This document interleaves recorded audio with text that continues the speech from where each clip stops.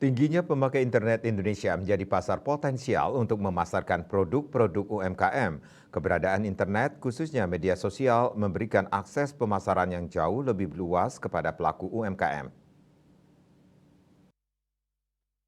Di Indonesia yang mencapai 200 juta lebih telah menciptakan pasar baru bagi pelaku usaha.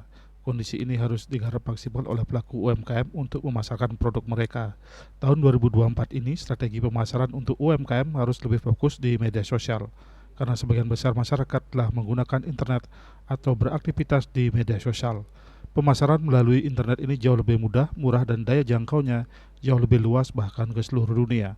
Menurut akademisi ekonomi Niputu Nita Anggraini, pelaku UMKM dewasa ini tidak hanya dituntut bisa menciptakan produk yang baik dengan harga yang pas, tahu di mana dipromosikan dan memiliki target pasar yang jelas, namun juga harus bisa memasarkan produknya tersebut. Dan kini era pemasaran juga telah berubah ke arah digital, khususnya menggunakan media sosial. Pelaku UMKM wajib bisa memiliki keahlian di bidang pemasaran di era digital ini. Jika digunakan dengan benar, pemasaran melalui teknologi internet akan berdampak signifikan terhadap penjualan produk.